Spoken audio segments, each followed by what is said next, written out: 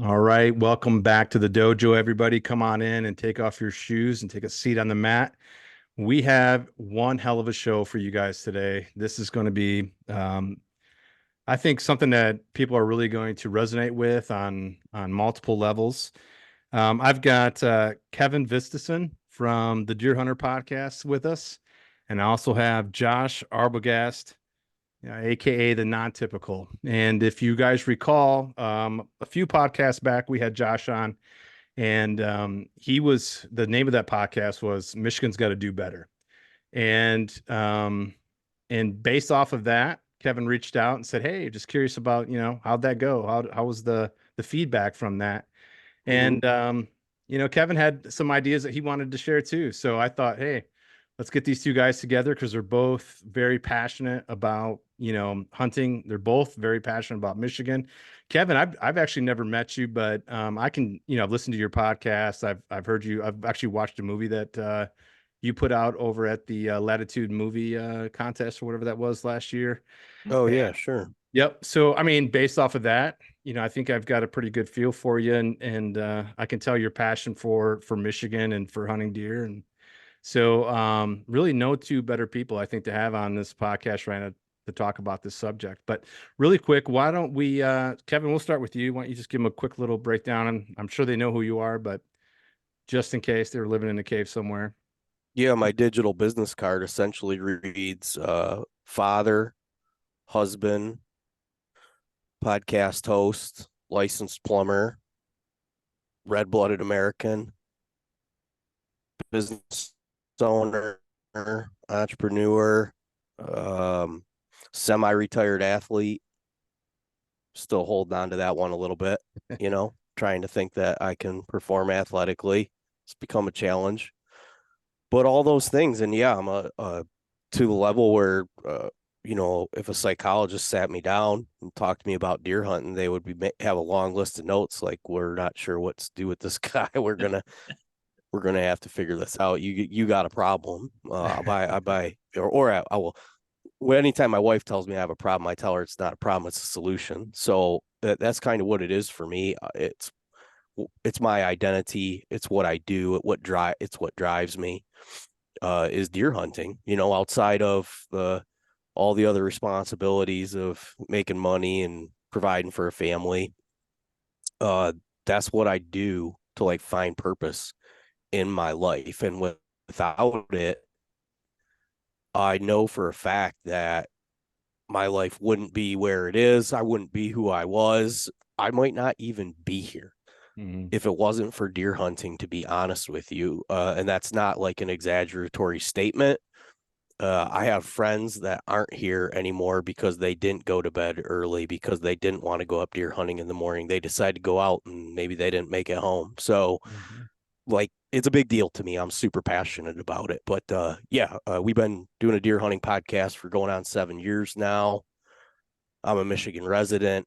I've hunted. The only other state I've hunted is Illinois for deer, and I've hunted all over the state of Michigan. I'm an equal opportunist, archery, shotgun or rifle, I don't care. Black powder, I absolutely love. So all methods of take, I'm a equal opportunist there. Just absolutely love deer hunting, and tend to say that if you buy a deer hunting license every year, you're on my team. All right. Good deal. So, Josh, you want to give a quick little background and then maybe even, go into a little bit of what our podcast was about, like how we got to Okay. this conversation. All right. I got to follow that up. No. I mean, it's cool to hear that he's kind of got a common background. Me and Matt have had this talk a few times about our upbringing. I didn't grow up deer hunting actually as a kid. I'm from the city, so I know actually Kevin's from down this way too, on the west side of the state, I believe. So, good to hear that we come from similar places. But I'm a guy that grew up. I've been a lot of things in life. At a young age, I've been into a lot of different things, a lot of different sports. Ultimately, found my way into deer hunting kind of by random, I guess, later in life, and kind of always been into the woods. But deer hunting's kind of what stole me. It's kind of the thief of my time at this point. It's just something that we all love and we're all passionate about.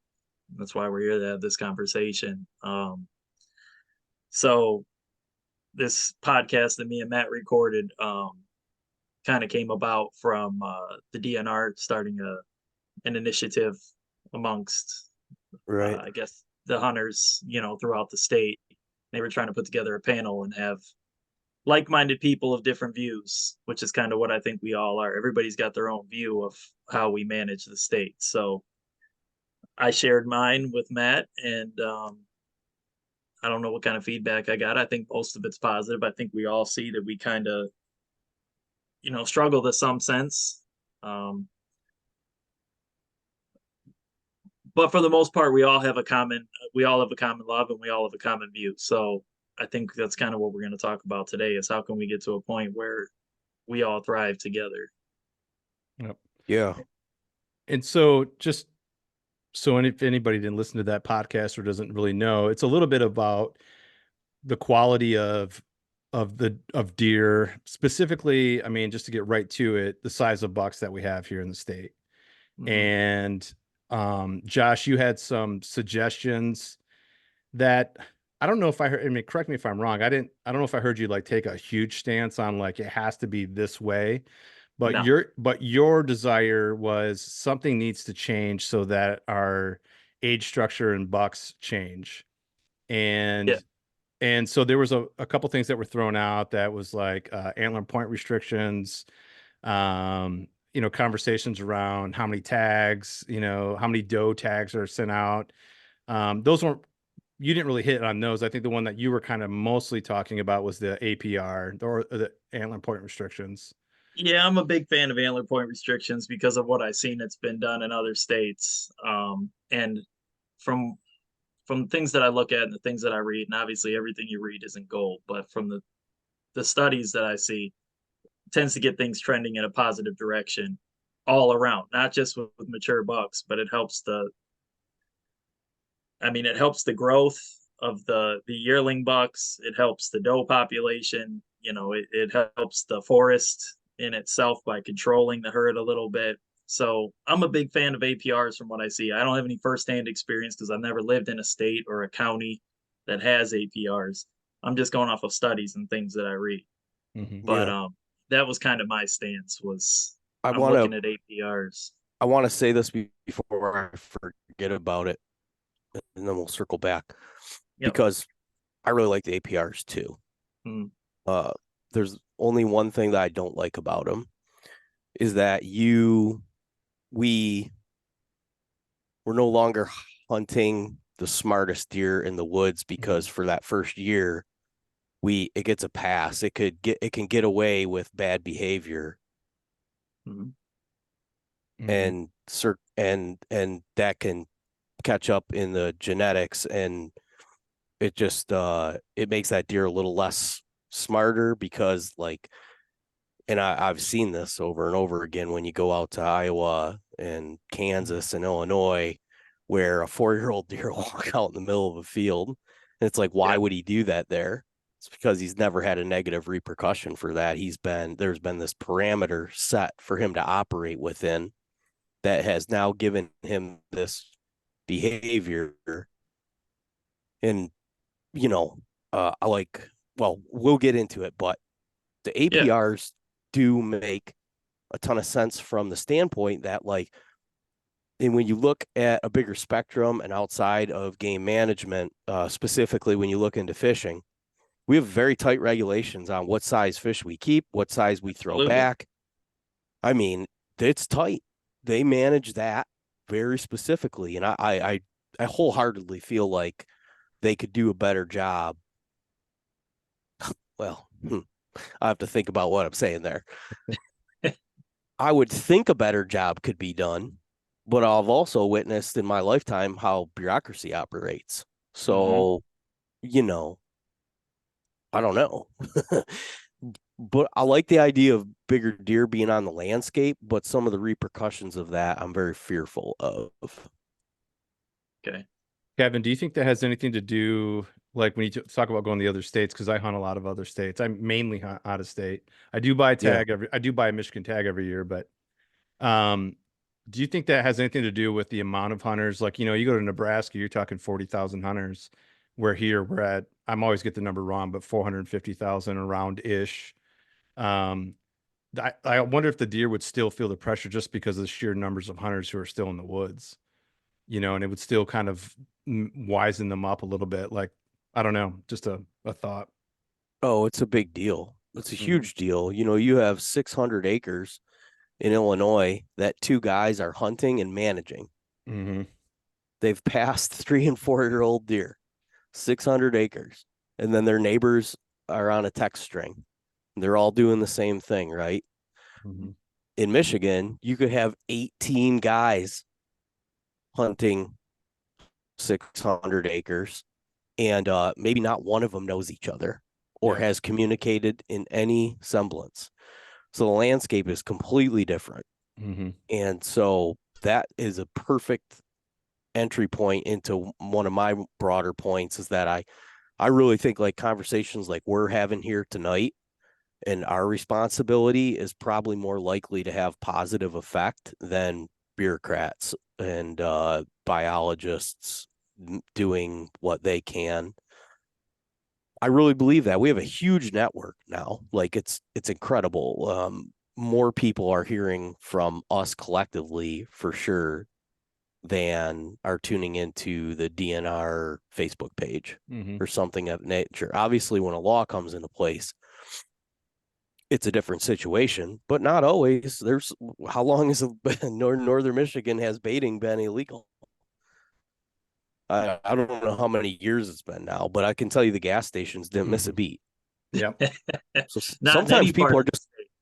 sometimes people are just going to do what they want to do. If you put a law in place, it doesn't matter unless you can enforce it. Mhm. So my thing is we're going to lead our generation, the next generation, to be able to do this kind of on their own. Like you guys really take a good hard look at what do you want out of this, because that's another foundational thing of I think what we'll talk, like what is the value of having bigger deer on the landscape, Mhm. really, like what is the actual value of it. And so I'm sorry, I don't even remember what your original question was, but I No, somehow I got to that. no, I think it's a good spot actually, Josh. I mean, what is the value for you to like even bring this point up and start talking about it? As far as having bigger deer on the Yeah. landscape. Yeah. So having bigger deer on the landscape, I think for one, I think it's going to retain hunters.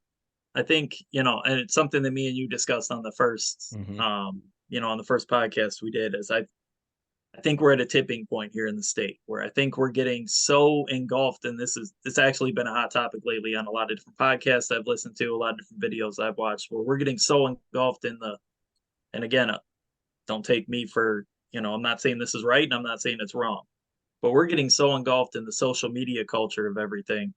And, I heard you say with the Lone Wolf guys the other day, when you guys, were sitting down having your round table about how you got to hunt your own hunt because every time you get online, somebody's shooting 140, 150, 160. Yeah. Well, it's important to recognize that we need to hunt our own hunt, right? We're all individuals and we all need to have our own personal goals.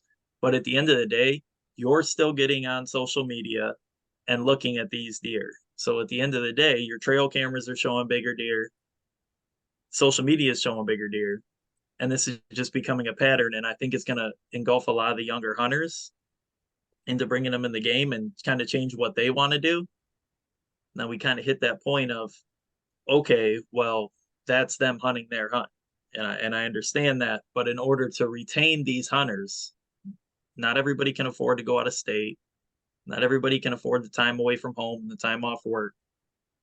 I think it's important to retain a lot of these hunters by giving them opportunity for the things that, the majority of people may be looking for. And one of the things that I revert back to a lot when I start having this conversation is there was something called the Thumb Five in 2019, and I don't know if Kevin's familiar with it because I know he's from this side of the state. I don't know if you ever hunted the thumb, but those 5 counties in the thumb voted. They came together and put forth, because there's actually a lot of co-ops up there on the private land, Yeah. and they came together and they put together a basically like a presentation and a push to the DNR for having antler point restrictions in those 5 counties. Well, 55% of the people, I think it was, there was obviously a percentage of surveys that never got returned, but 55% of the people that voted for that were in favor of APRs. Sure. And I know by looking at the DNR report that not everybody hunted the thumb area. One of the questionnaires was, do you hunt the thumb? So my guess is there's got to be some error correction in there for people that said no or yes, both ways, obviously. But 55% of people, which is a majority, were in favor of APRs in the thumb. Now, this is strictly APRs. We're not talking about one buck state. We're not talking about any other management practices. But that's a majority of hunters right there that are asking for some. And it was Right. shot down because, the NRC is requiring a 66% pass rate, which is, that to me, a 66% pass is kind of, it's kind of a tipping point. I know one of the things that's been proposed this year is to drop that 66% to a 60%.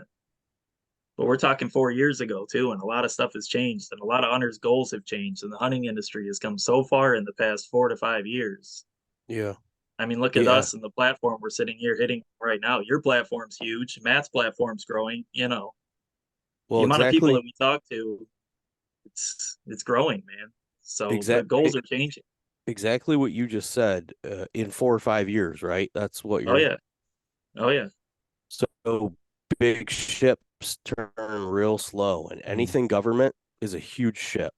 They can't turn Mhm. to get out of their own way. I'm So with you on that. the 100%. I have hunted in the thumb, Mhm. I and figured. they have their own set of circumstances, and we almost have to reimagine deer management. It has to come down to these. See, the thing is, they manage as a macro, right? They got Mhm. how many people they got to try to make happy. And Chad Stewart told me this. I don't know if he said this in front of people or he said this to me privately, but if everybody's not mad at me, I'm not doing my job. Yep. And I was like, dang, okay. Yeah, that makes sense, right? Because you're trying to make everybody happy. And in a byproduct of that is no one's going to be happy. Correct. And one of the things I said to him is like, you know, your job's impossible. He said, what do you mean? I said, well, Dan Campbell just took the Detroit Lions from being the most losing sports franchise in the history of any professional sports team, and he took them one win from the Super Bowl in what was it, 3 years? And they lost the game, and people were saying, fire Dan Campbell. And I'm like, you have that to deal with, Chad. Like, that's people's level of tolerance right now for like, I want what I want, and I want it now. And Yeah. a product of that is the internet and the onset of smartphones and everybody being like, I want what I want and I want it now. And I'm sorry, but that's not deer hunting. And the culture has changed faster than what the DNR can do, basically.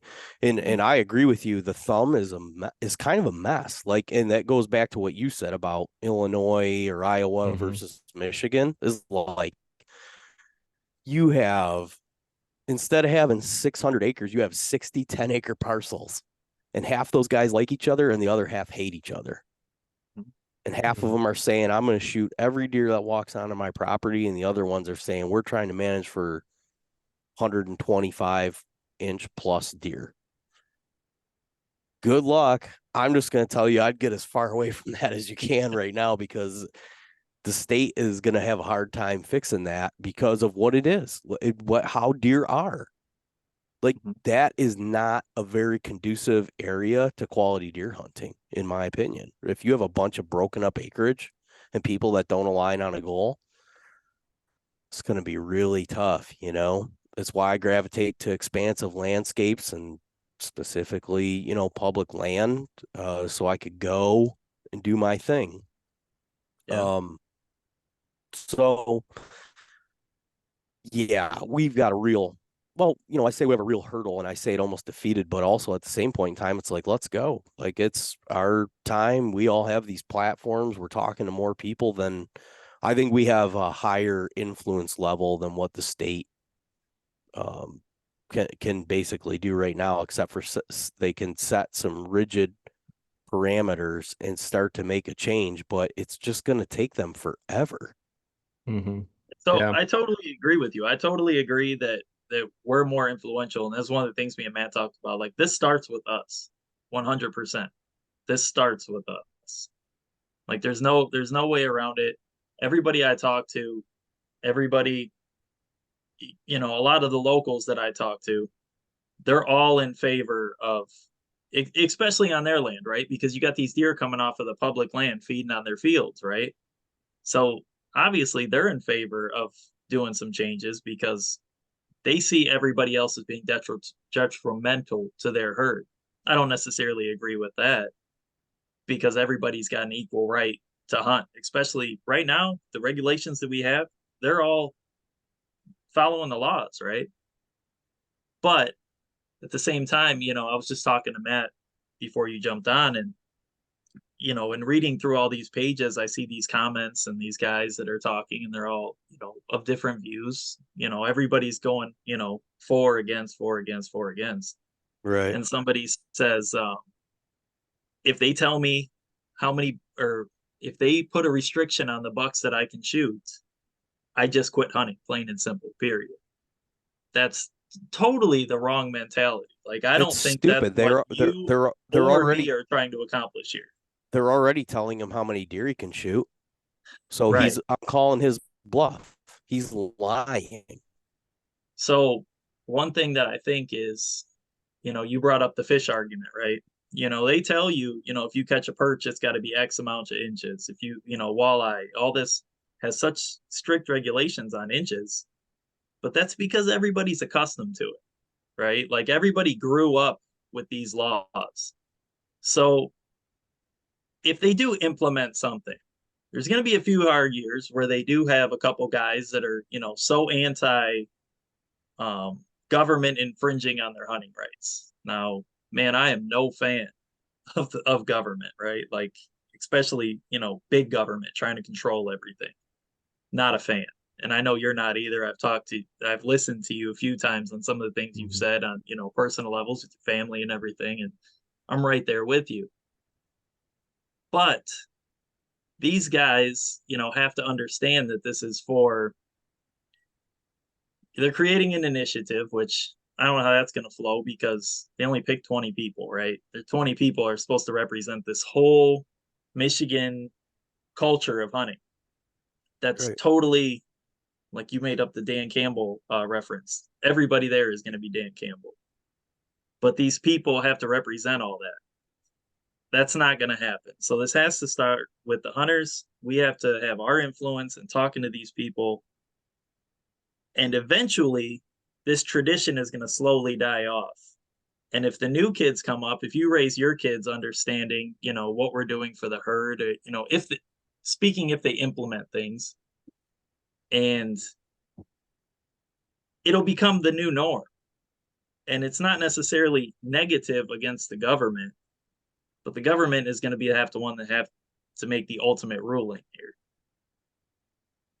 Hmm.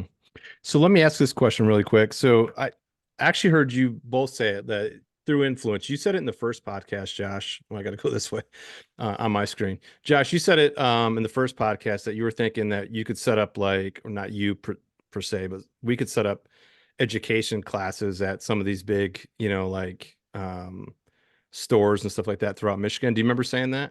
Oh yeah, Like, yeah. yeah. And then, you said it too, just about having influence on people. I mean, Kevin's doing it. Yeah, it kind of brings me down to this conversation though. And I tiptoed around it in the last one, but I don't want to tiptoe it around on this one. I look at like subcultures of hunters within Michigan, and I'll give you my opinion, and then I just want to hear your guys' opinion on it. So, I think you have Kevin. You kind of, and I may be judging you wrong, but just from listening to you, you remind me of like what I'll say is like the respectable heritage hunter. who really is in it for the game. I mean, you love what Michigan deer hunting is all about. Jump in if I ever say something wrong here, man. Okay. I'll let you finish. All right. I think it's a way of life for you.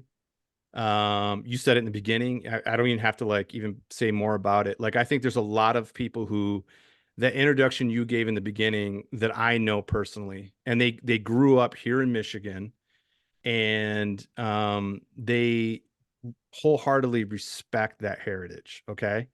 And I don't know if deer camp's a part of you at all, but I would also put some of those guys into like this deer camp group who they do it because their community's a part of it, and they all have a shared outlook of what hunting means to them in Michigan.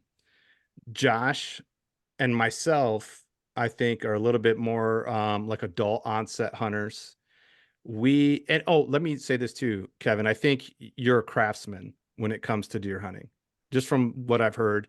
But if it's not you, there's that group. So before I go to Josh, how did I do explaining kind of? Well, it's just important to mention, I won't dance around that. I also financially benefit and have built a business model around what I love to do. Yeah, but would you do it like let's say someone came in and said you can't do that anymore and for somehow could make you do it. Would that change how you hunt or how you view hunting at all? I would cut my financial gains before I would cut hunting. Yeah. Yep. I figured you were going to say that. So did I get there enough with my description of kind of how you look at hunting? Yeah, I think so. Like I'm concerned about quality of experience. I guess okay, to summarize, I'm I'm very concerned about what people are getting from this. Mm. Like a bigger picture. Like what's the value? Like I asked, what's the value in having big deer on the landscape? We're still going to continue that conversation Mm-hmm. Yeah. because, like, what's the value of the big deer on the landscape, and like, what's the value of the activity? Those Yep. are the two big things that are the most important for me. Yeah. I'm trying to flesh that out a little bit here with this one. So Josh, um, and I should have done this with you, Kevin. I should have just said explain it. Josh, I'll since I did it to him, I'll do it to you. I look at you as a craftsman as well. It's an art form to invest the amount of time that you put into it, and where I think the difference might be a little bit is for you. Am I correct in thinking that it is about setting these goals, getting these larger age class deer, and to a certain point, if we're just honest with it, size does matter. Yeah. So yeah, I'd be lying if I didn't say I wasn't going after a little bit above average deer, Yep. you know. But it's For not it. Sorry, but it's not trophy hunting because no. I what I see in you is the same thing I see in Kevin, because there's also a heritage thing about it. There's also this deep like respect for the animal and for the woods. There's a Oh yeah. deep respect for Michigan in this. I see that Yeah, in both you. 100%. When I harvest a deer, the first thing I do is sit down next to it and say a prayer. Yeah. You know, I'm thankful for one. You know, it's like all this hard work that I put in, you know, it's paid off, right? Yep. So that's a big deal to me. Um, the statement about trophy hunting, I've never scored one of my deer. Okay. I don't care to because at the time that I let my release go or, you know, pulled the trigger, whatever you call it, that deer got me excited, right? So to sit there and say, I'm holding out for a 160, I'm holding out, you know, for this, that, and the other, it's not happening. Now, I do spend all year long trying to find the biggest deer I can and play that game, but they're not giants, Yeah. you know, by any means. There would be some guys that would go with me and, you know, harvest something and, you know, from other states and whatever, and they'd be like, huh, you know, a little bit of shock, a little bit of surprise. But I'm playing my game. I'm doing what I want to do. My concern is like for the herd, right? It's not necessarily for inches. Yeah. So when we talk about trophy hunting, I immediately go to inches. Inches isn't always what I'm after. Kevin, how's it for you? I mean, are you going for the biggest deer out in the woods, not because of trophy hunting, but because of challenge? Or I guess how do you set your goals when you go out to the woods? Yeah, I'm always looking for the biggest thing, but I usually shoot everything or a lot of the things that come in between that. Not everything. So yes, I there's a wide scope here, right? It differs widely if you are, my son and you're 10 years old and you've never shot a deer, or you're myself, you're 40 years old, you've been deer hunting for 26 years. I Mm-hmm. think you should probably have different expectations of what your ability allows you to accomplish in the woods. Yep. Right. So it's a very much a sliding scale for me all the time. To be honest with you, I don't have real rigid. Yeah, I go into September and October and I'm like 190 or bust. And by the second day of gun season, I'm like, show me a basket rack. Mm-hmm. I dare you. So Yep. it's a real sliding scale for me. So I don't know if that's a good or a bad thing. But the biggest thing for me is the experience and the quality of the experience. And then knowing that I'm doing something that's really difficult. And Mm-hmm. I think that's really important, right? Because our entire culture and lifestyles right now are built around like, you don't have to do that. Make it easy. Here's a Roomba vacuum. It just drives around and vacuums your stuff for you. DoorDash. They're going to bring your food to you. You're good. You're like the people in the ship on Wally. Mm-hmm. You don't have to do anything but sit there and do. When I saw that, I was like, oh my God, that's what's happening. Yeah. You know? So like give me the tough task. My thing is like, don't make the weights lighter. I'm gonna get stronger. I want to overcome whatever obstacle is in front of me. And the hunting industry has for years, and its reign has come to an end. Mm-hmm. This will all tie together very nicely because it was for quite a period of time. All you had to do was shoot big deer, get it on film, make a production out of it, and you were a badass deer hunter.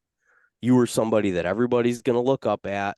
Like nobody knew what was going on in the background, Mm-hmm. but the jig's up now. Everybody figured that out.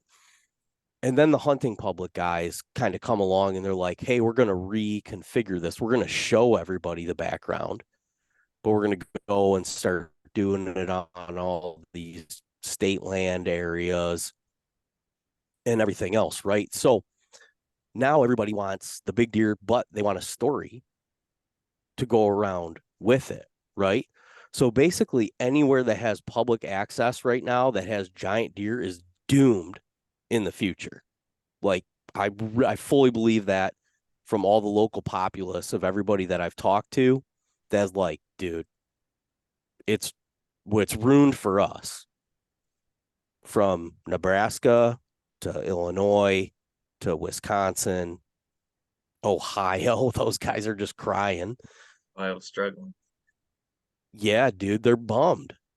They're like, everybody came from everywhere and invaded our public land because we had big deer on it. And now we're this modern day market hunter.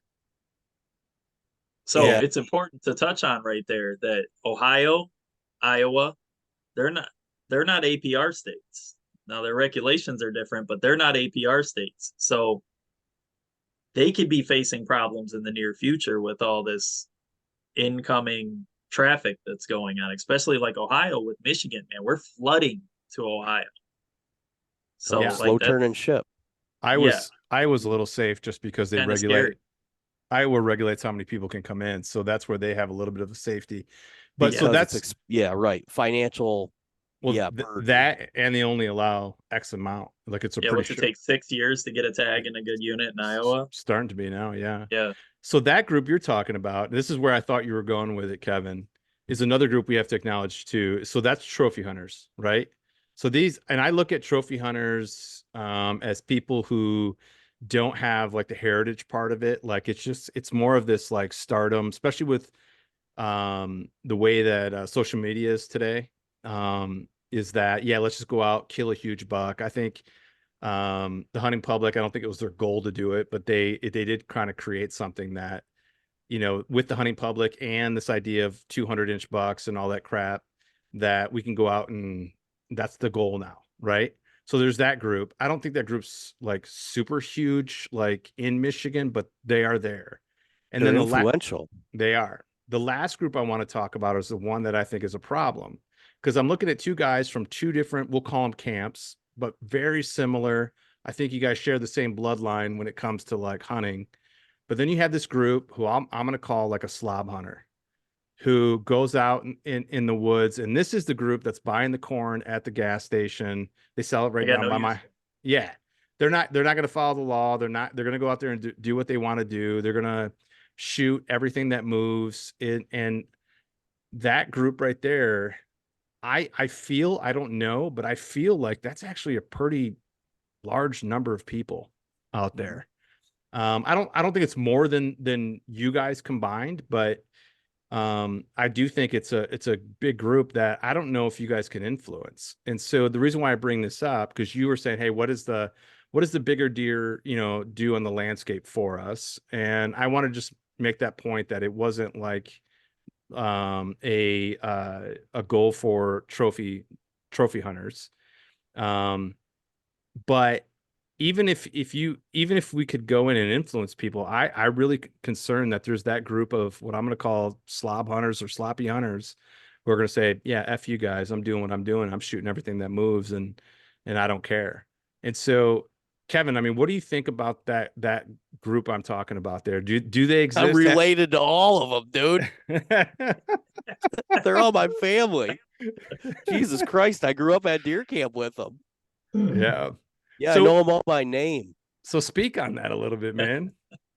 No, I'm halfway joking. Yeah. I think that percentage is probably smaller than what you think. I think most people are pretty dialed in.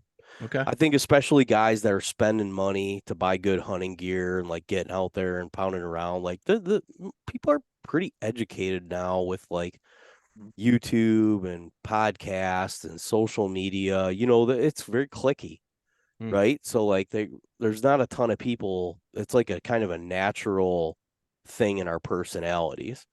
There's some people, some outliers for sure, right?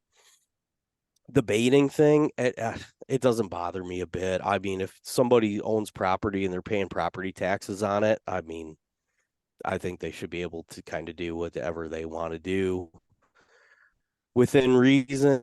Yeah, that'd be nice, but I get it, right? And also think that the percentages of impact on my quality of hunt are so low that I just really don't care. Like those guys are so predictable that it's entertaining. Mm-hmm. Like I kind of like having them around because it's a fun laugh. Uh, they're harmless in some aspects, but when you now here's the thing though, when you take that and you put it down in the area like we were talking about hunting in the thumb, it's not harmless. Yeah. You It's a just stole the words out of my mouth. it's a problem. If that guy's your neighbor, Mm-hmm. your life sucks. But if you're just spending a week at deer camp with that guy, it's probably a good laugh, Mm-hmm. because you're just like, dude, this guy is just clueless, right? You know. So I've been around. I have a good. That's one good thing. I have a wide spectrum of people that I hang out with. Like it couldn't be further from like A to Z of Yeah. personalities that I hang around with and have deer hunted with my entire life, guys that have made professions out of it and guys that haven't graduated out of shooting button bucks. Is like, you've been deer hunting for 20 years and you shot up and you're interested in shooting that button buck, illegally off corn pile. Hey, so Do you think they're really interested in it, or is it a mentality that I have to get a buck down? Doesn't matter what the size is. dude, they just want that adrenaline rush and they're And not good at deer hunting. the They're button buck does it for them. Here's the secret. They're not good at a lot. Yeah.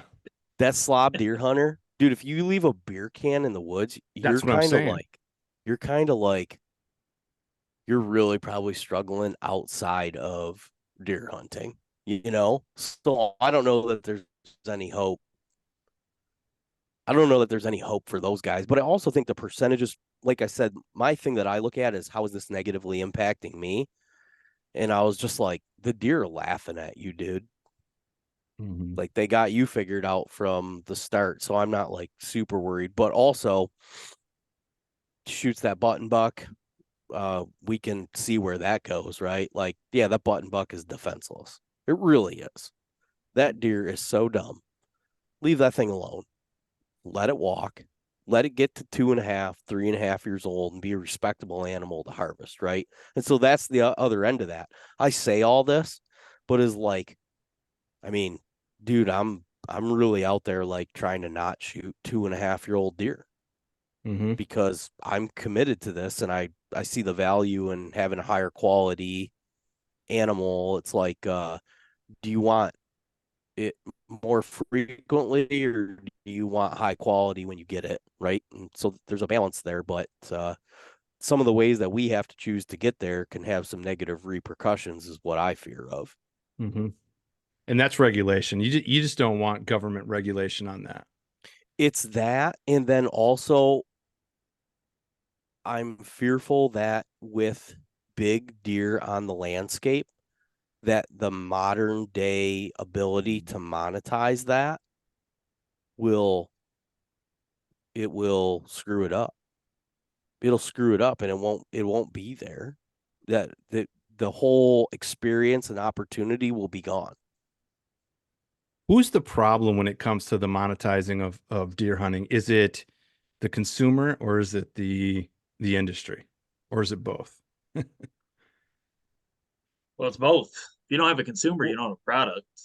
yeah, it's both, right? It's the capitalist will sell you the rope for you to hang them with. Yeah. What are you going to do? But it's the best. It's the worst system aside from all the others. Yeah, my thing So is like I, I think the industry is really close to finding out that they're not where they think they are. And I think what I mean by that is I think people are going to start waking up to this shit. But what I I think they see on already have. So I mean, I'm guilty of this right now. So in my life, when I first got on Instagram, I'm not going to say who it is or anything like that, but like I was identifying myself as a hunter with the products that I was using. And I think sometimes that's okay. If you have a real quality product, I got a few hanging behind me. I got an awesome Latitude saddle and an awesome Lone Wolf custom gear stand. I think they're both high quality. I really like what I have in those things. I think that's okay to talk about.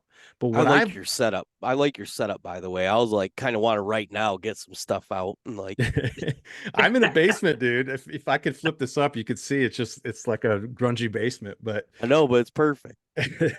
but but like what I mean is though is I watch so many hunters identify themselves according to the brand, and it becomes all this free marketing for the industry. They get a ton of free marketing off of it, and then the brand tells the people what it needs to be like, Right. and I watch the consumer don't even realize that they're being screwed by the brand. Like they don't even realize they're being used. They don't even their eyes aren't open to it. And so then what they do is they go out, they kill a big buck, they hashtag, I've done it, I've done it. I'm not, I've learned from it, I've done it. So I'm not trying to be too accusatory here, but they will hashtag all the brands onto that buck because they're looking for stardom. And the brands feed into that through the Instagram and all that kind of stuff. Sure. And I'm looking at that and I think there's like it's funny because the people who might have done that a little bit, I'm one of them, have now started to open their eyes going, wait a second, this is effed up. It's changing our heritage, it's changing what hunting is. I think that needs to happen. It's funny, that's more of a global issue, but I think that needs to happen in order for people to wake up in Michigan to start having some changes too. We need to stop being afraid to call people out. We need to stop being afraid to criticize certain. I wonder, Kevin, let's see what you have to say about this. Criticizing certain ways of hunting. Like I think we should be, and the argument is, well, we can't fight amongst ourselves because the anti-hunters, they're organized and they're going to come after us. Well, I think we're going to fricking swallow ourselves because we don't speak up and say, wait a second, this is bullshit. You shouldn't be doing this. Or at least I think you shouldn't be doing this. And at least start conversation. We're afraid to have conversation about how people hunt or what they're using. And I understand that could go bad at the same time. But if we don't say nothing at all, dude, the slob hunters or all that other kind of stuff, it's never going to change. We're going to be too afraid to touch on these subjects. So, I mean, I don't know. I just kind of went off on a rant there, but I really want us to just start having really open, honest conversations and getting at it. And even if we hurt each other's feelings a little bit and say, look, we're still part of the same brotherhood. Let's figure this out. But I think it's Yeah. going to have to be a multiple. I think you're going to need regulation, and I think you're going to need education, unfortunately. I think education's huge, man. I think it's definitely huge. I think that's the biggest part of this whole thing is getting the hunters on board and seeing eye to eye. I mean, there is nobody that I've seen out there that, every once in a while you may walk past somebody that's 50 yards off the road, right? And they're hunting the ladder stand. And you're like, wow, why would he do that? Maybe he didn't have anybody to show him, nobody to Yeah. talk to. Maybe he's an older guy and he can't walk out there. Maybe he's an older guy and he's not real fluid with looking into things or listening to these podcasts and getting the knowledge and things like that. I'm an adult onset hunter. The amount of knowledge that I've gained just from listening to people, from listening to your Dan Infalts and, listening to different podcasts and things of that nature, there's so much to be picked up out there that some people, it just might go right over their head. So, I mean, all that's huge, man. This all starts with us. It really does. And education. And I think that when we talk about the bureaucracy of things, that's the biggest ball that our DNR drops is not educating people in the woods. The only conversation that they have with these people, and they don't even have it, is when these people buy tags. But So Kevin, when you try to tell them what to do, they don't care. Who are you? No, All yeah. you do is just write the tag. Right. But Kevin, how about your guy that keeps shooting the button buck for 20 years? Like, I mean, is there a point where you say, hey, look, dude, is there a He's point listening, right? is there a point we start buck shaming people? Like, dude, you've been doing this for 20 years. You've been shooting, not the 10-year-old, not the guy who just picked it up and went out there, but the guy that you're close to. You say, dude, are you going to start like doing this different? The shaming thing, when you guys start talking, I'm like, all right, I'm getting too excited because I'm a huge fan of some good old fashioned shaming, and I think we have to have a big comeback Yeah. because there's been this movement to work away from that, and it's the wrong thing to do. Mhm. People need to know when they're not on point, and you need to have people around you. Like, I think I'm a little bit different because I work in the trades, and in the trades, it's like this kind of brotherhood, whereas like, man, you're kind of looking fat. You say that to a coworker. You just walk up to him and say, dude, and you might be totally honest. You kind of look fat right now. He's like, seriously? I'm like, yeah. He's like, shit, okay. Well, the fact that you're saying that to me maybe makes me aware of it. And could you imagine in a corporate setting going up to the water cooler to a female coworker and be like, I noticed you gained 10 pounds. You'd be fired. Oh yeah. Yep. What is the pathway that our current civilization is on in our culture? It's looking pretty grim, right? Mm-hmm. Absolutely. It is. So we got to kind of get back to a little bit of just letting people know that they're not doing a good job and being afraid to tell people that they're not doing a good job, right? So yeah, I'll be disappointed. I'll seriously literally stand there and tell myself like, dude, you were kind of a fat lazy piece of shit this week. And I'll do it to myself to the point I will shame myself. I will stand in the mirror. I was just doing it with Josh before you got on. I'll shame myself. Yes. Yeah, your hair's long, you lose 10 pounds, like you got to get it together, dude. And some people are they're not built to face that nowadays, right? Like Joe Rogan. Yeah, they're utilizing it. It's a strategy, right? Because like technology is so profitable right now, and technology can make your life seem easier, even though it's making you miserable. And they're Mhm. preying upon that. Right. So we have like this new set of challenge. I don't know what if you guys have kids or how old they are, but Yep. they are using technology to take over civilization and destroy culture. They really are. And that's one of the reasons why I'm like, man, when I see movements that I really can't understand or explain to myself, that I'm kind of like, let's take a pause here and see where the value is actually in this. And it actually ties all the way back to like the big deer thing. I'm Mhm. like, is this making us, because you shot a one, or maybe your wall's full of 150s and my wall's full of basket racks, but I've hunted highly pressured deer my whole life and it's been this incredible challenge versus, you know, a guy that paid every year to go to a high fence operation. Mhm. Right? You look at that wall with all the big deer and you're like, well, he's clearly the better deer hunter, right? That couldn't be farther from the truth. Mhm. I don't Like think. literally a guy in a suit and tie would show up at an outfitter or type of operation, high fence, and they park him out in a spot. He could do that every year. He's got the financial means to do it. He enjoys it. He's got this giant wall of deer. Now, if you took him and did some video content and you took this guy that's only got these little basket racks, and I know because I've gotten this because I've done it. The Exodus Outdoors came over to my house and walked around and they seen all my little deer mounts and everything. I told my stories and I read the comments. Luckily, none of that stuff bothers me, but I'm Yeah. just, the reason it doesn't is because I know we're not playing on the same court. Mm-hmm. And that's what it all boils down to, really, is like people have to be able to see outside of that and know that if you took that guy that built that brand and that company and he works in the industry and you know that he has this highly controlled piece of ground, if we're going to lay it out even really bad, his parents bought it, he just gets to hunt it, he shoots all these big deer, but he's never stepped into the same court as his consumer who he's selling a product to that's hunting this incredibly intelligent animal that's been hunted since it didn't even have horns grown out of the fur of its skull. It's been hunted. It's a completely different animal. It's just not the same. And so it really is one of those things that I look at and see as like, is the definition of being a good deer hunter, shooting a bunch of big deer, is the definition of like, I want it to be challenging.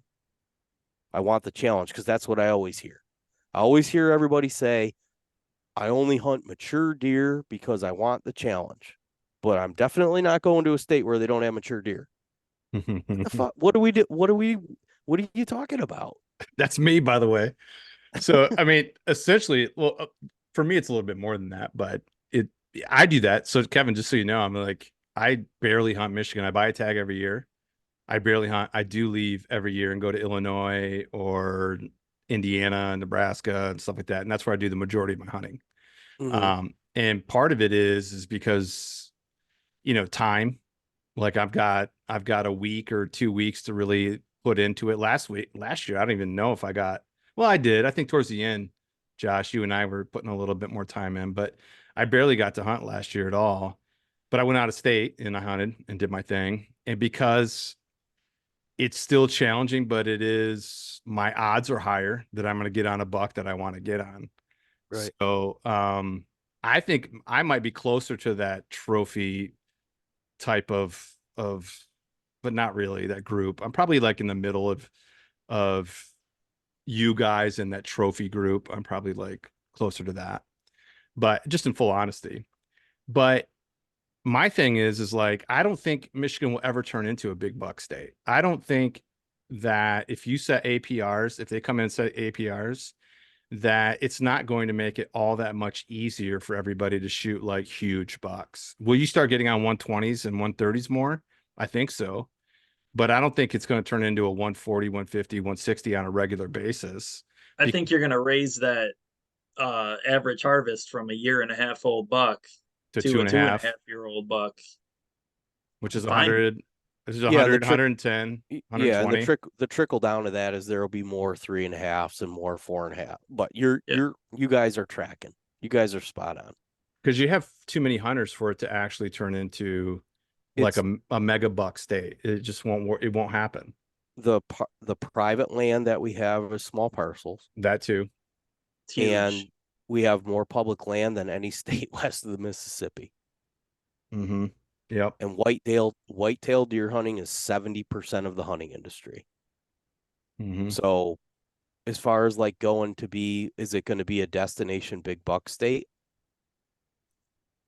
It could only be done by bureaucratic regulation. And I don't think anybody would enjoy hunting here. Or I think fewer people would enjoy hunting the state than what do right now the way that it is, in my opinion. Why do you think that, Kevin? Just out of curiosity, why do you think that having regulations will turn people off? Well, because I think if you had to put the set of regulations necessary in place to have like north of 140 and 150-inch deer, there's going to be way less opportunity. You're going to have to probably do APRs, like you said, and then probably have to go to a $1 state or a $1 state. And then it probably would have to go further than that. I think because of the amount of public land that we have and how our deer roam, you'd have to have something in place like Iowa or Kansas because people would just start flooding here. So They you're really saying would. to get to a trophy level of deer hunting.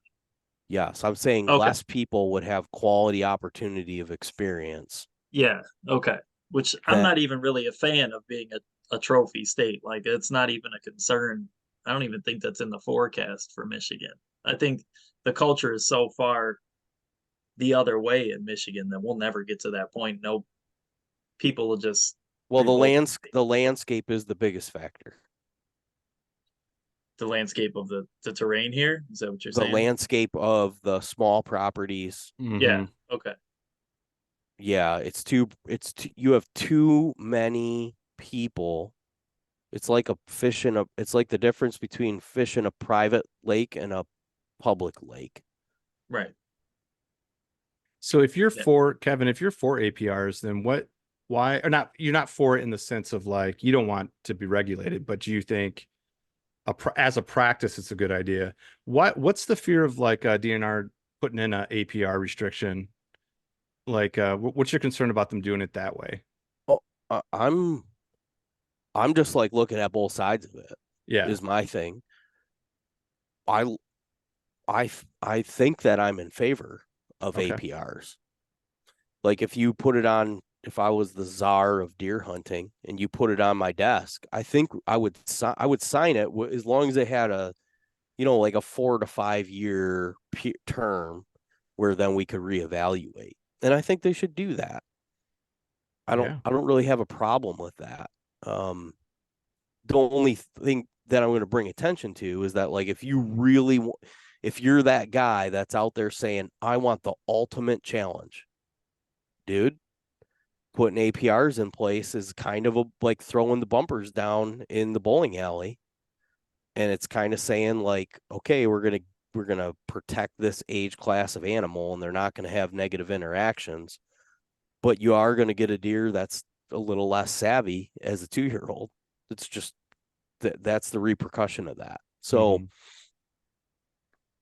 I just want to bring that up, but I don't know that that's enough to outweigh the pros, right? Or put everything pros and cons. And when I look at the pros, yeah, I do think that like it's nicer to know that there's a little nicer age class deer.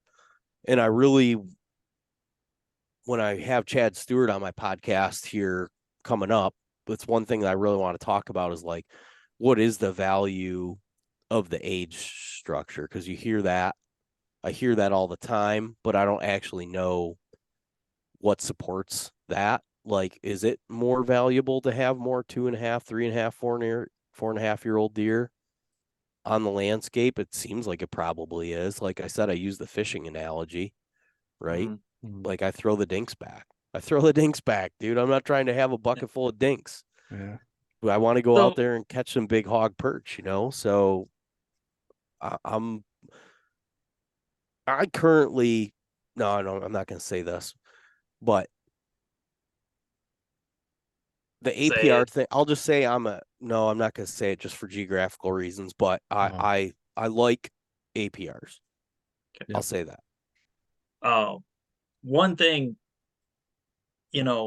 about some of the studies that have been done, and I know, we've talked about Chad Stewart, and he came from, Indiana, and he was part of when they went to one buck state. He's seen the whole shift of hunters being pissed off and then hunters seeing it as a positive. And when you were talking about the trophy hunter thing, having both, I think, is just off the table. If we ever had to go to APR and a one buck state, I think that that's off the table for Michigan hunters. I don't think that we have the hunters that really would enjoy being in that type of restriction.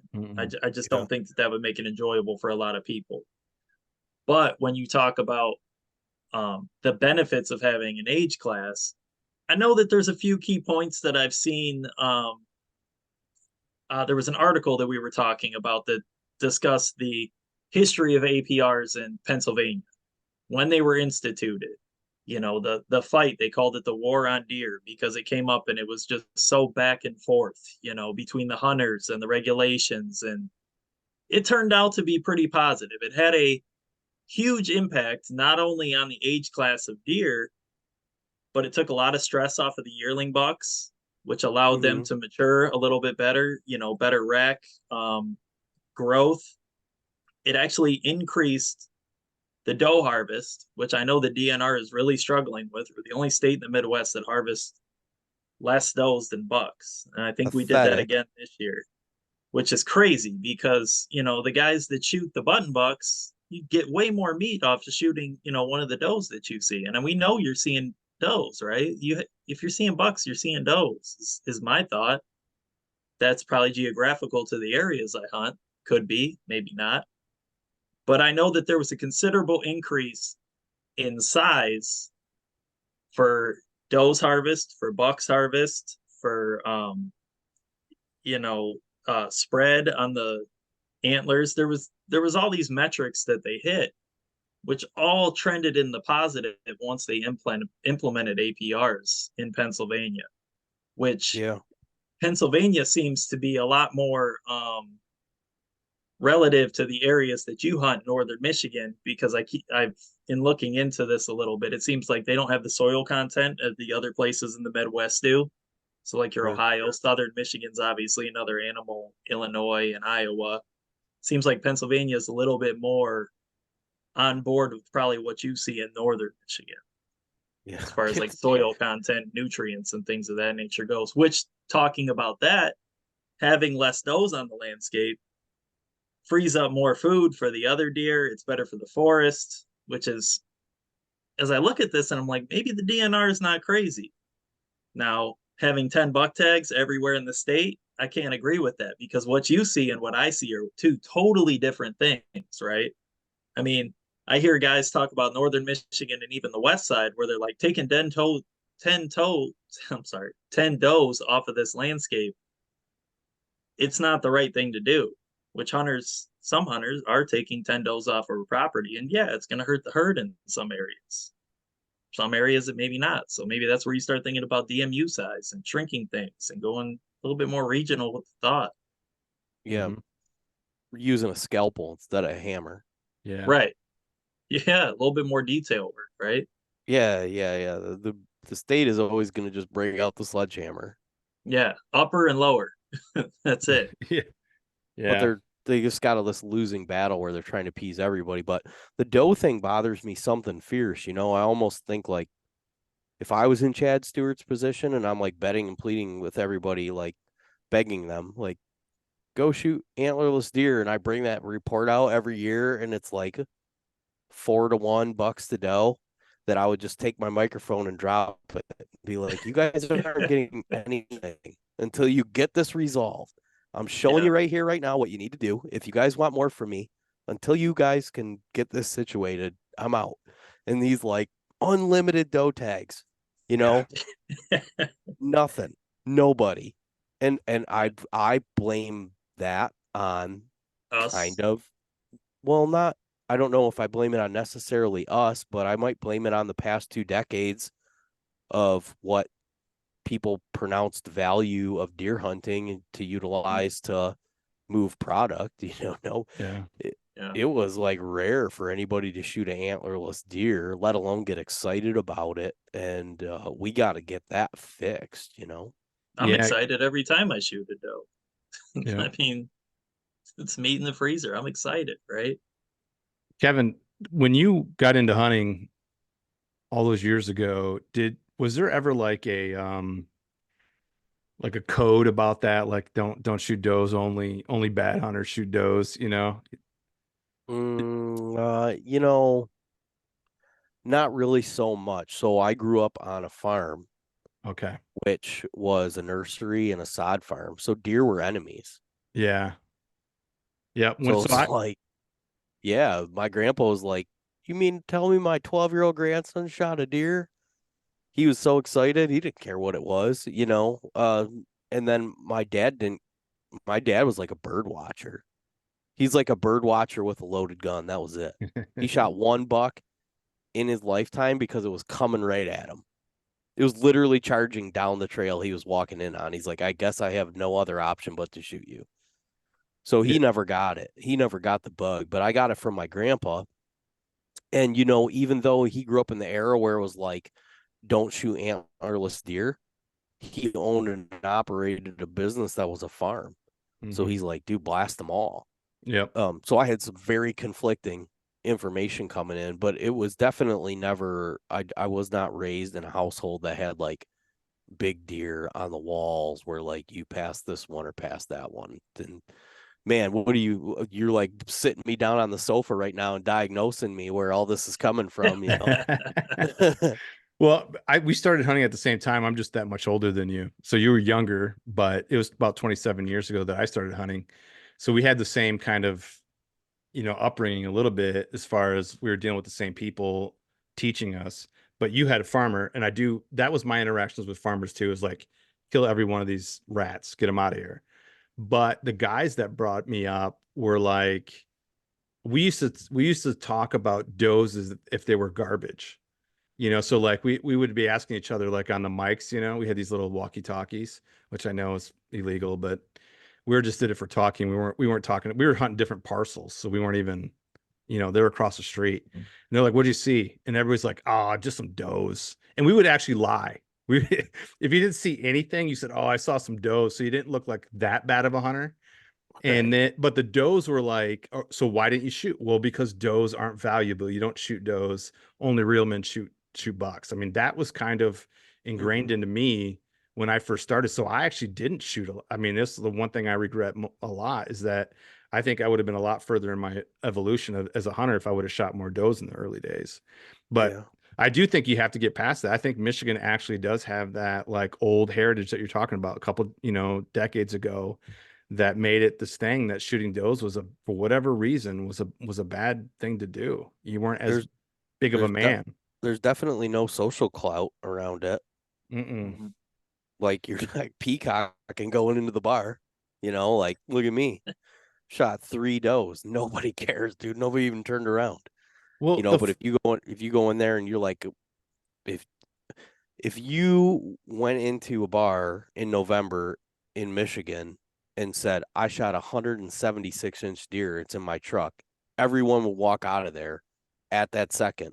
You could literally have a trailer, and I've seen it, piled full of does, and no one would even like take a second look at. It's just mhm. like I don't know what that is culturally. It's just a different thing, and it's a deep dive to go down through, right? Because like you could go on a doe hunt that was a lot more work than, potentially, like I said, that guy that's in a suit and a tie that gets, he pays $3,800 to go for a Saturday.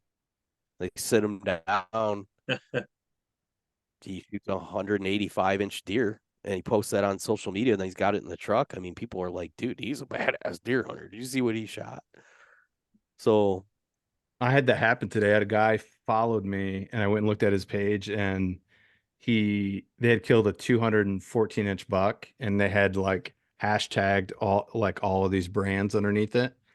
And then it was like in the writing you could tell they said we got it at this ranch. Like it was this pay to play you place. could see the gauge ear hole You and know, and it was like and it really kind of hit me in the face was like, holy cow, this is where, and he had like the hashtag 200 club and all that on there. And right. I'm like, holy cow, that's what's important. It's not that, like, he wasn't hiding that he got it at a ranch, you know, and everybody's blowing it up like, oh, that was a great thing. The funny thing is with Michigan though, what's weird is, so you said like if somebody had a 175-inch buck, I think if somebody had just a 10 point and it didn't matter if it's a 50-inch buck, but it was a 10 point. 125. Yeah. Or, I mean, I think smaller. I think people come out in Michigan, which is 10 funny. point. Yeah, it's a 10 Yeah. point. Because remember, Oh yeah. Yeah. points is It's a like the big deal. biggest. How many points was it? You know, Mhm. like, Yeah. but the 8 funny, point. what we're talking about is what we see in the atmosphere around us is this focus on big bucks, but Michigan, in a weird way, hasn't quite gotten there yet. It's still for them, it's still just buck. You know, oh, Yeah. I got a buck. Right. So Mhm. they're a little bit behind what we're worried about. Late to the party. Yeah, and we're worried about that party. We don't like that party either. You know, that everybody's focused on these huge, you know, like points or excuse me, inches is everything. So But that poses a question. That poses like a big question, and he was kind of rolling into it a minute ago. You guys were talking about the tradition, right? yeah, So, do you think, and this is something that my taxidermist talked to me about a couple of years ago, I dropped a buck off there, and he was talking about age class of deer in Michigan. We were having a conversation, and he said, when the boomers move on and when they're out of the woods, the whole shift of deer hunters in Michigan is going to change. I believe that. So, do you think that that's coming? Do you think that we're at that tipping point? And I talked about the thumb 5 and the APR study in the thumb. That was 4 years ago, right? Or 5 now, obviously. But that was 5 years ago, and they got 55% approval. Do you think that if they only need 60% to pass now, that they would have that extra 5% if Mm. that study were to be done right now? If that tradition is slowly falling off and the expectation of hunters is coming up. And trail cameras are probably a big part of that because guys are seeing what's out there. Guys are on social media. They're seeing these things and what's possible. So do you think that there's a shift coming when the traditionalists themselves are starting to pass on? Yeah, I mean, did you guys follow Michigan buck poll? I Like don't. I did.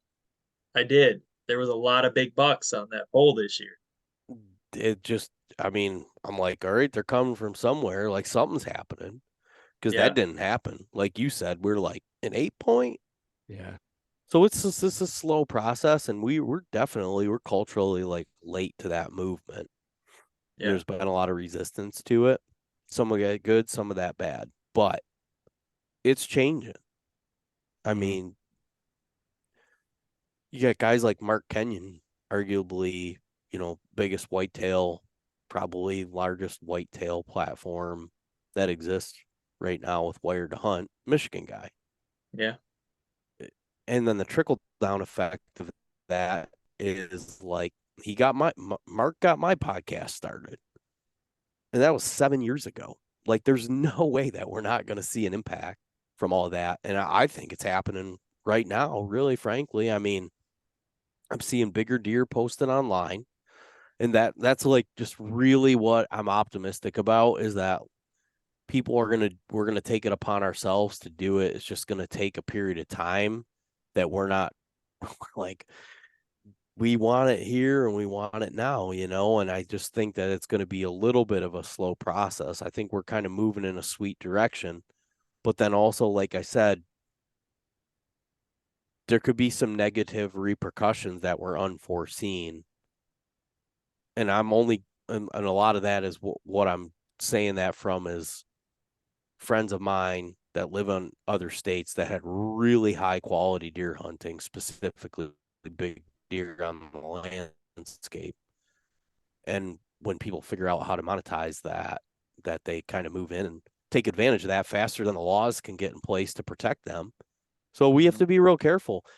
You know, people talk smack about Michigan deer hunting, and for me, I'm just like, I don't know, man. I'm not seeing it. Like, we have like endless amounts of state land.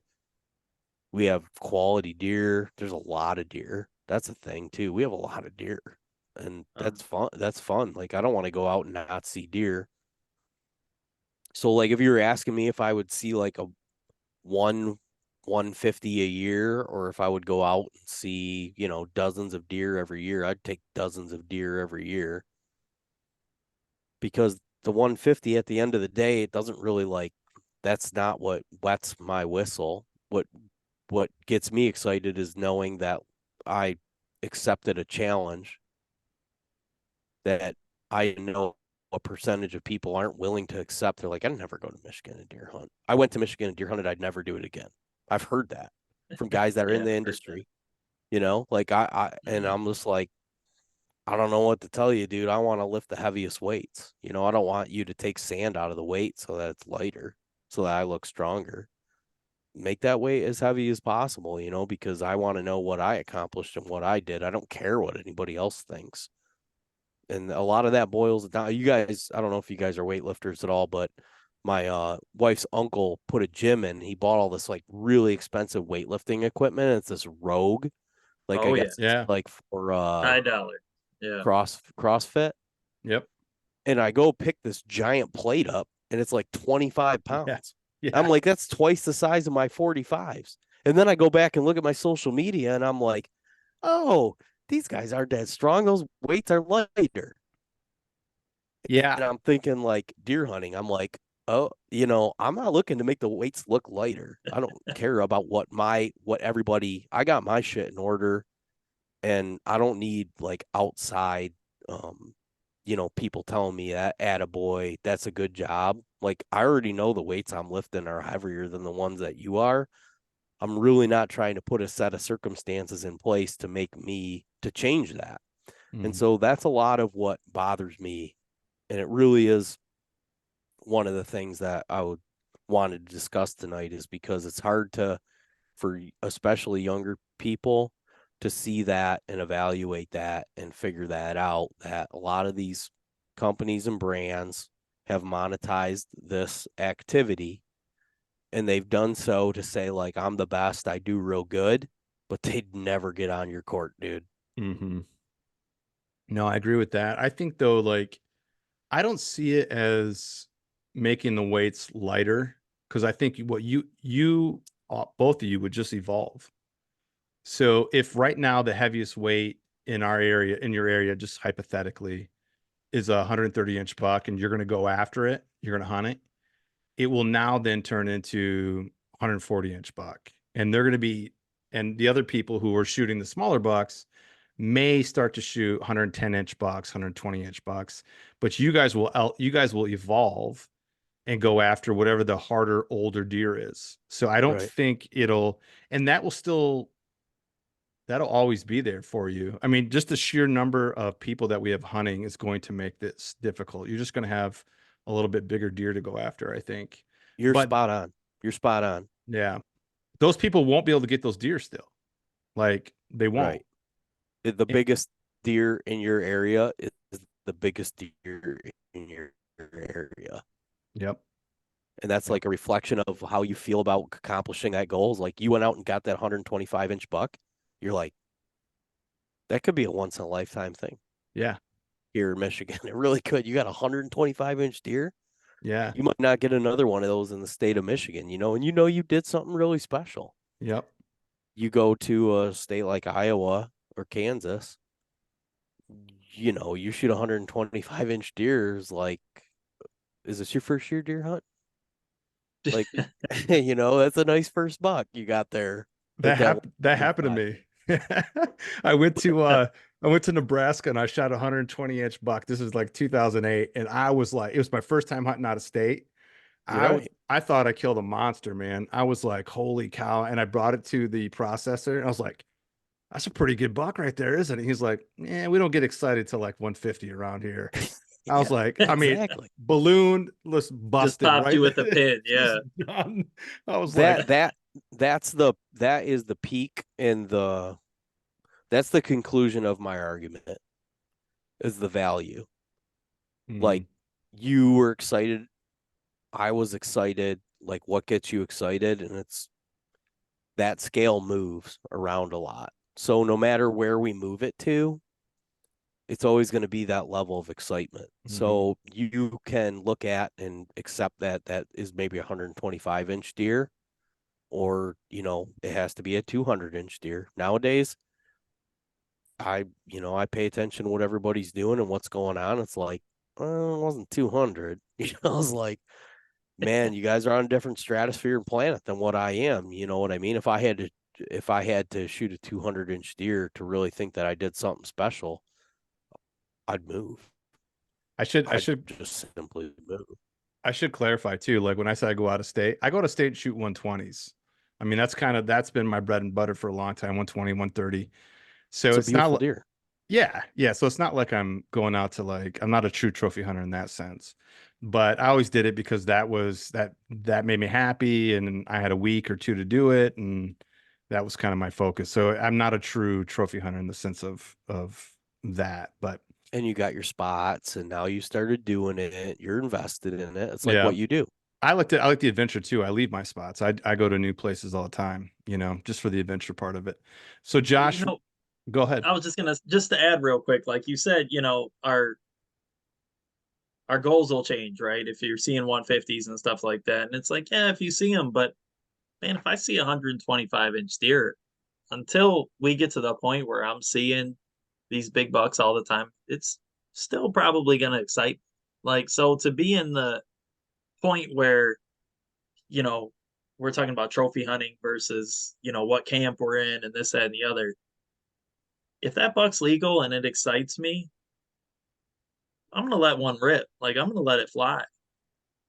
My issue kind of comes in is when people don't have that progression, right? Like, if we're not progressing, if we're still shooting a button buck every time we sit out there, and I think that we should be progressing and pulling each other up a little bit more, because we all get excited over certain things, but I think for the amount of work that people put in, like, you should be progressing a little bit as a hunter.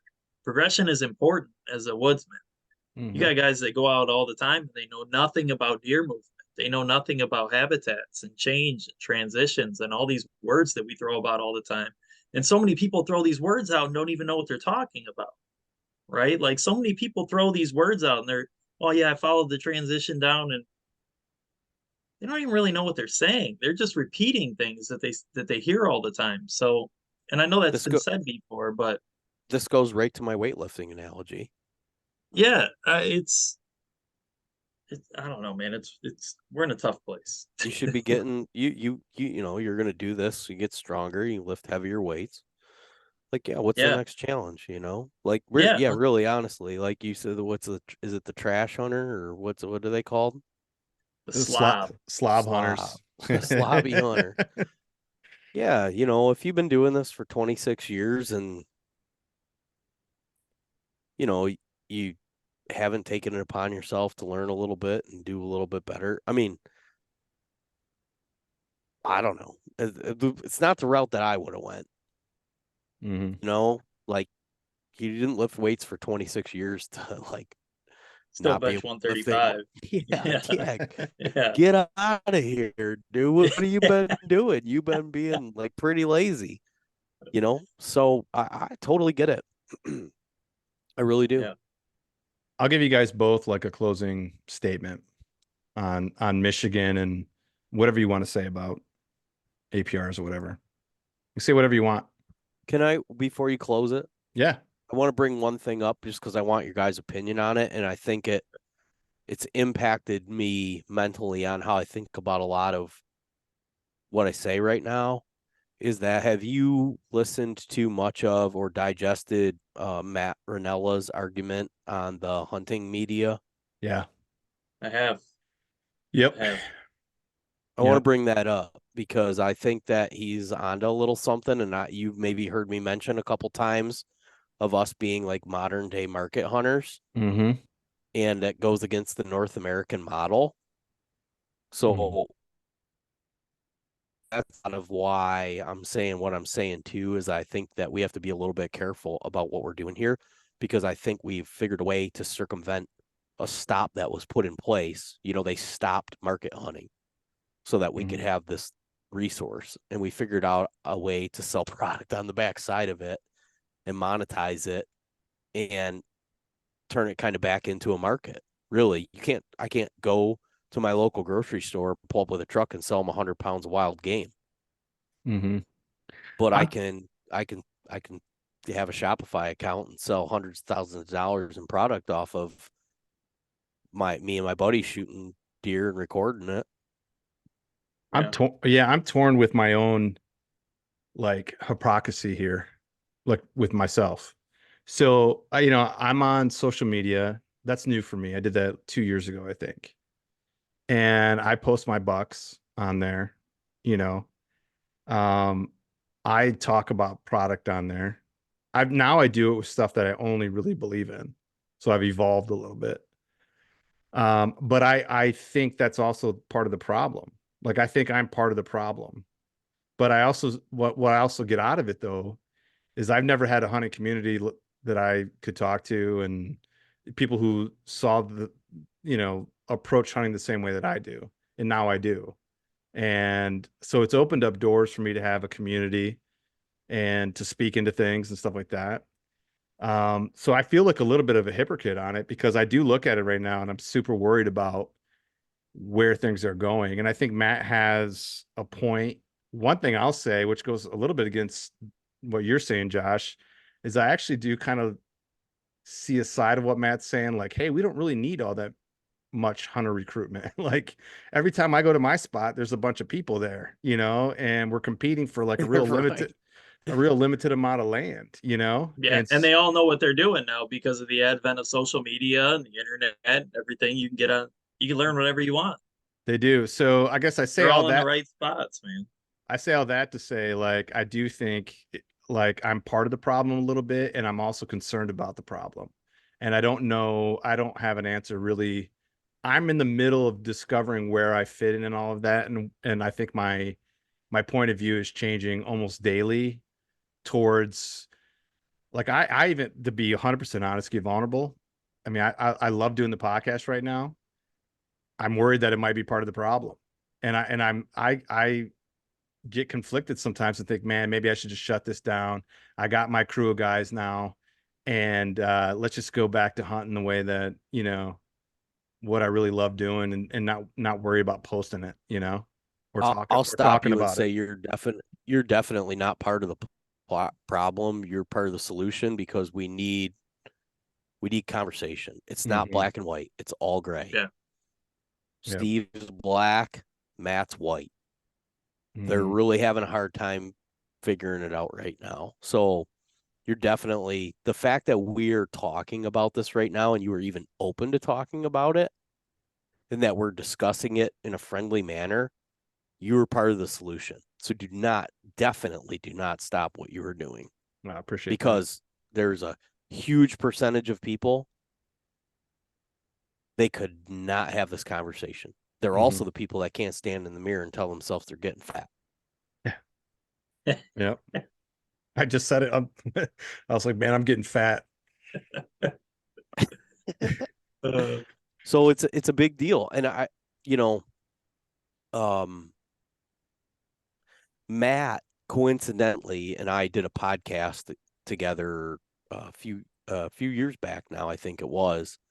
And we retained a friendship from doing that. And then where I moved, Matt has a childhood friend actually worked out that one of Matt Ranella and Steven Ranella's best friends from when they were children and still to this day lives like a mile from me. And we're obviously big deer hunting and hunting advocates and whatnot, And so he really helped me get assimilated to the area, and we hang out a fair bit.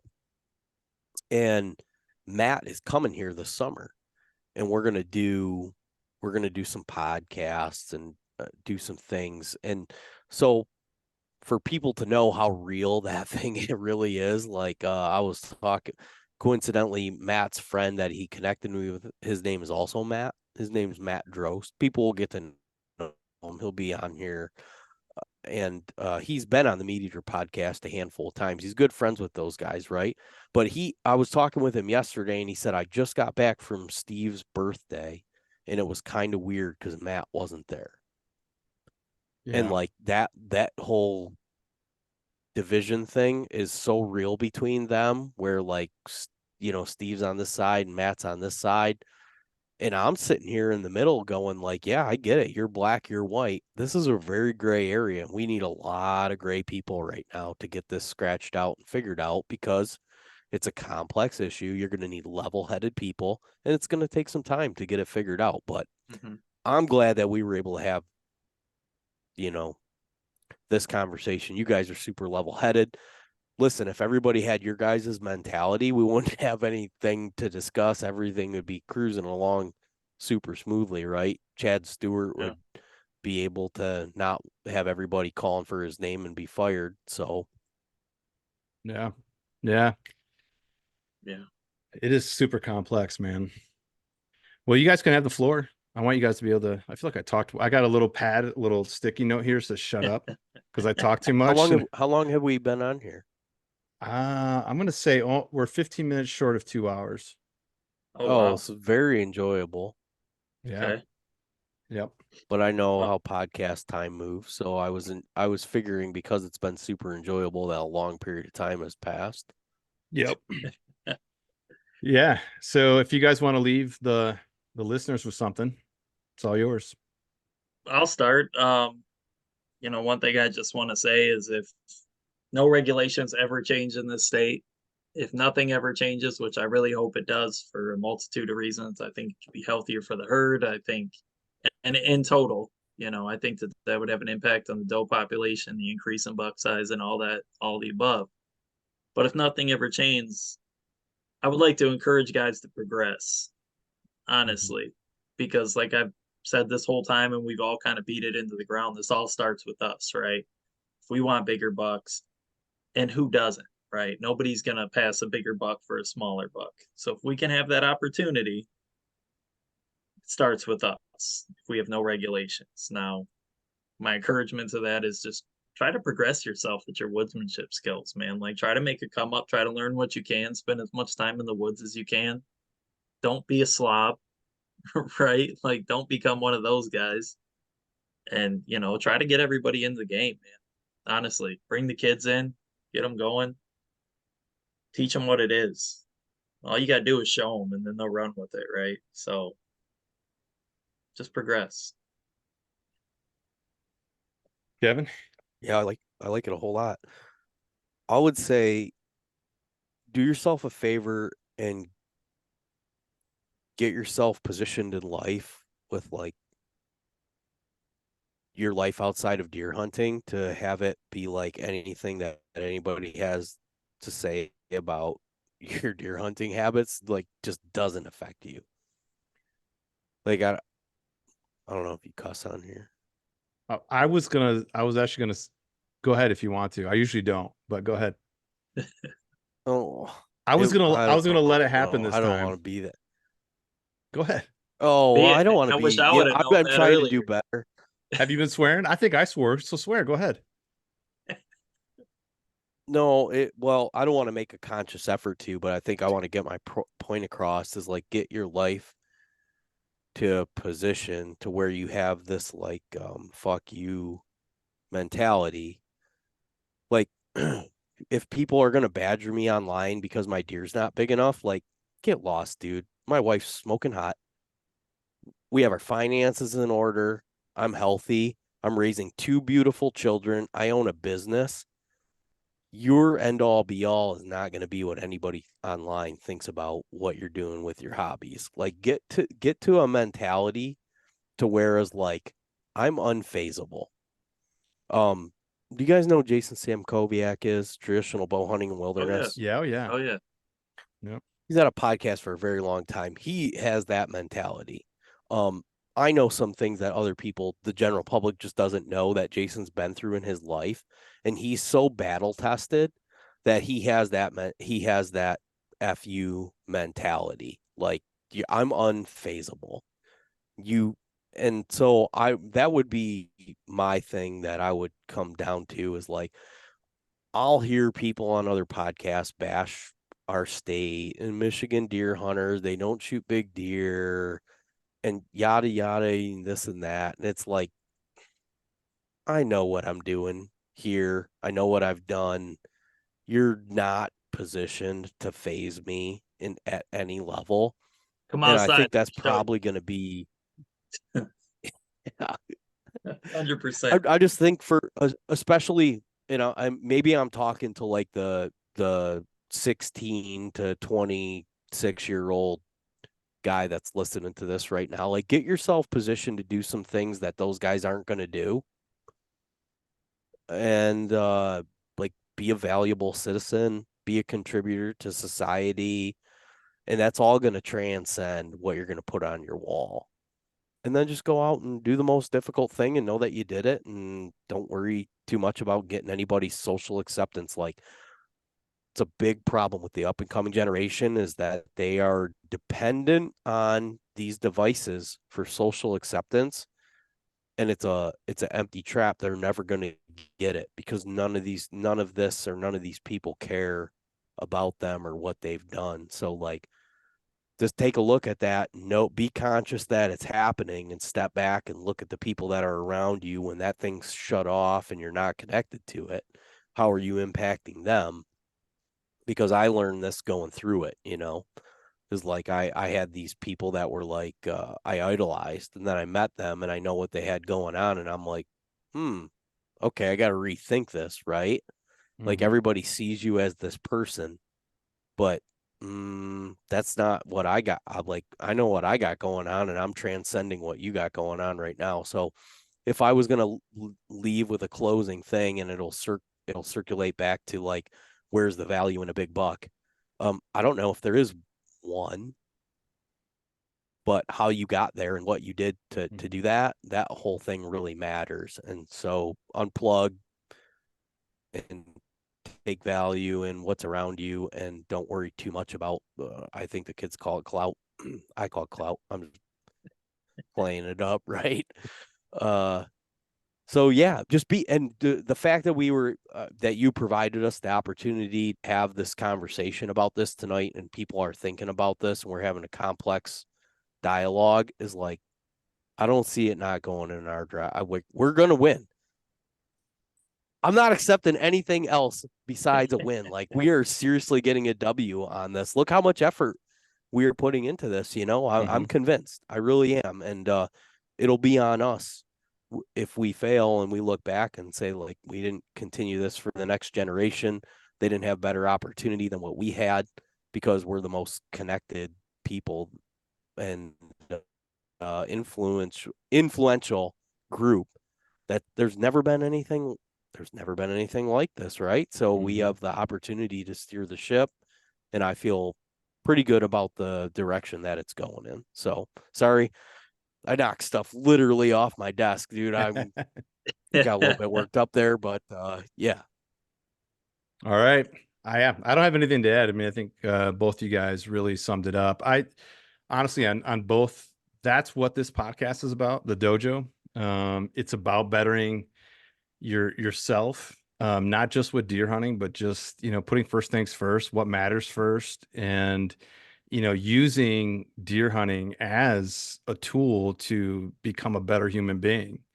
And I do try to stress, like, if you're in it for the inches, it's an empty trophy. You're gonna get it, and it's not gonna accomplish what you think it's gonna accomplish. So it's about the journey. And I appreciate both you guys coming on and sharing this journey and talking together. And I'm not gonna lie, I was hoping for like a fireworks moment where you guys would like go at it, and then it would all come together at the end. But this was actually cooler. So Can um, can can we make can I make a suggestion? yeah. You need to host a live event at an actual dojo where we all drink and then fight.